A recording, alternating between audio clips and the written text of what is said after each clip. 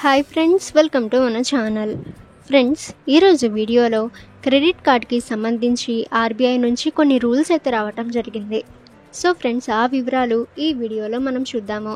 So friends, వీడియోని ఎక్కడ skip చేయకుండా చూడండి. అలాగే ఇటువంటి ఇన్ఫర్మేటివ్ వీడియోస్ అందరికంటే ముందుగా మీరు పొందాలి అనుకుంటే మన ఛానల్ని సబ్స్క్రైబ్ చేసి బెల్ ఐకాన్ని ఆల్ మీద ట్యాప్ చేయండి. అండ్ ఈ వీడియోని మీ ఫ్రెండ్స్ అండ్ ఫ్యామిలీకి కూడా షేర్ చేయండి. అలాగే మీకు ఏమైనా డౌట్స్ ఉన్నట్లయితే ఫ్రెండ్స్ కామెంట్ సెక్షన్లో కామెంట్ చేయండి. ఇప్పుడు మీరు మీ ఎంపిక ప్రకారం క్రెడిట్ కార్డ్ నెట్వర్క్ను ఎంచుకోగలుగుతారు. ఆర్బీఐ కార్డు జారీ చేసే సంస్థలకు కొత్త మార్గదర్శకాలను జారీ చేసింది. ఇప్పుడు క్రెడిట్ కార్డ్ తీసుకునేటప్పుడు మీకు నచ్చిన విధంగా కార్డు నెట్వర్క్ని ఎంచుకునే సౌలభ్యం మీకు లభిస్తుంది. క్రెడిట్ కార్డ్ నెట్వర్క్లు మరియు కార్డు జారీ చేసే బ్యాంకులు మరియు ఎన్బిఎఫ్సిలకు ఆర్బీఐ కొత్త మార్గదర్శకాలను జారీ చేసింది.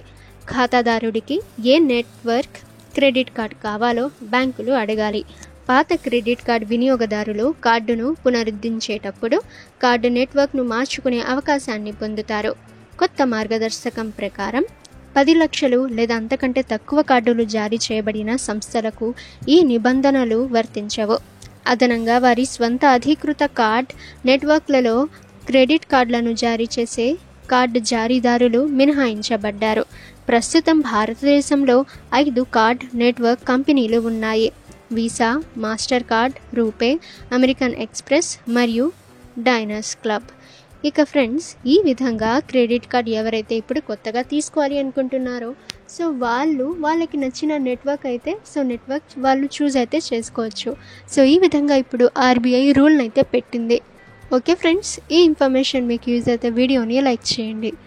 అండ్ ఇటువంటి ఇన్ఫర్మేటివ్ వీడియోస్ అందరికంటే ముందుగా మీరు పొందాలి అనుకుంటే మన ఛానల్ని సబ్స్క్రైబ్ చేసి బెల్ ఐకాన్ని ఆల్ మీద ట్యాప్ చేయండి.